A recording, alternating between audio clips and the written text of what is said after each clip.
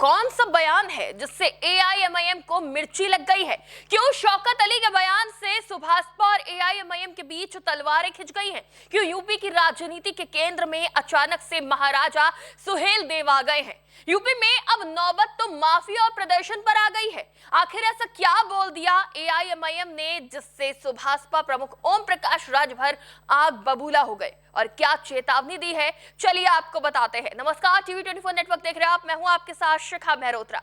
AIMIM के प्रदेश अध्यक्ष शौकत अली और योगी के कैबिनेट मंत्री और सुभाषपा प्रमुख ओपी राजभर दोनों ही अपने अपने विवादित बयानों के चलते सुर्खियों में रहते हैं। लेकिन जब सीएम योगी आदित्यनाथ कोई बयान देते हैं तो वो एकदम स्पष्ट और तीखा होता है। कुछ लोगों को वो बहुत पसंद आता है तो कुछ को बहुत कड़वा लगता है। और ऐसा ही कुछ हुआ सीएम योगी के उस बयान पर जब उन्होंने कहा कि जो माफिया अभी मिट्टी में मिले हैं उन्हीं का एक रूप था सालार मसूद।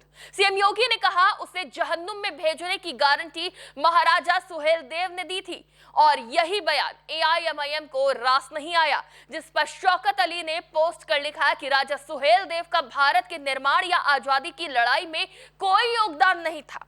अब ये बयान आते ही सुभाषपा प्रमुख ओम प्रकाश राजभर बिफर गए। राजभर ने एआईएमआईएम के प्रदेश अध्यक्ष शौकत अली के विवादित पोस्ट पर कड़ी आपत्ति जताते हुए आगाह किया कि अगर उन्होंने माफी नहीं मांगी तो प्रदेश भर में आंदोलन होगा। सुभाषपा के अध्यक्ष ओपी राजभर ने कहा कि अगर अखिलेश यादव, राहुल गांधी और मायावती शौकत अली के इस बयान का विरोध नहीं करते हैं तो इसका मतलब ये होगा कि वो महाराजा सुहेलदेव को नहीं मानते हैं। राजभर ने कहा कि ये पोस्ट सोची समझी रणनीति के तहत है क्योंकि आने वाले 10 जून को बहराइच में मेला लगने जा रहा है जो 10 दिनों तक चलेगा। उन्होंने कहा कि पहले लुटेरे गाजी का मेला लगता था, अब देश के वीरों का मेला जिन्होंने देश को गुलाम होने से बचाया। राष्ट्रीय वीर राजभर महाराज सुहेलदेव का मेला लगने जा रहा है। राजभर ने अपने इस बयान से न सिर्फ एआईएमआईएम को घेरा है बल्कि सपा, कांग्रेस और बसपा जैसे अन्य राजनीतिक दलों को भी निशाने पर लिया। साथ ही महाराजा सुहेलदेव को राष्ट्रीय वीर बताया है। बता दें कि 2027 के विधानसभा चुनाव में अब 1 साल से भी कम का वक्त है।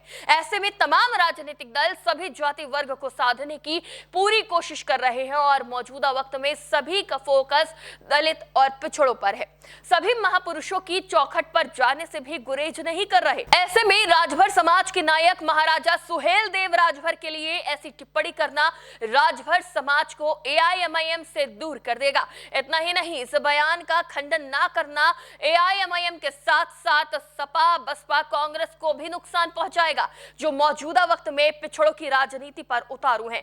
14 अप्रैल को बाबा साहेब भीमराव अंबेडकर की जयंती के मौके पर सभी राजनीतिक दल कार्यक्रमों का आयोजन कर पिछड़ों, दलितों और अति पिछड़ों को साधने की फिराक में है।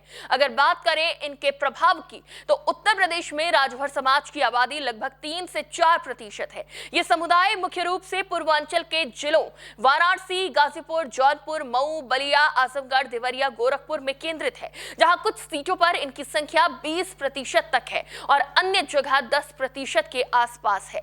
ये वोट बैंक लगभग 100 से ज्यादा सीटों पर निर्णायक भूमिका निभाता है। ऐसे में ये कहना राजा सुहेलदेव का कि भारत के निर्माण या आजादी की लड़ाई में कोई योगदान नहीं है, ये उनके अनुयायियों को नाराज करने के लिए काफी है।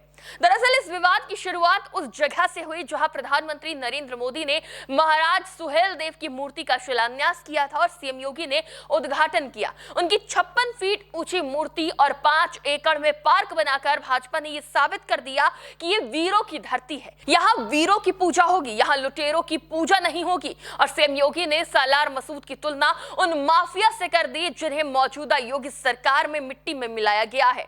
एक तरफ भाजपा महाराजा सुहेलदेव को सम्मान दे रही है, उनकी वीरता का गुणगान कर रही है, तो वहीं दूसरी तरफ ओवैसी के नेता ऐसे बयान देकर न सिर्फ खुद से बल्कि अन्य राजनीतिक दलों से भी राजभर समाज को दूर कर रहे हैं। क्या सुहेलदेव के अपमान का असर 2027 के चुनाव पर दिखेगा? क्या राजभर समाज विपक्ष से दूर हो जाएगा? क्या शौकत अली माफी मांगेंगे या सुभाषपा नाराजगी में प्रदर्शन करेगी? आपको क्या लगता है? अपनी राय हमें कमेंट में जरूर दें। फिलहाल के लिए इतना ही। देखते रहिए टीवी 24 नेटवर्क।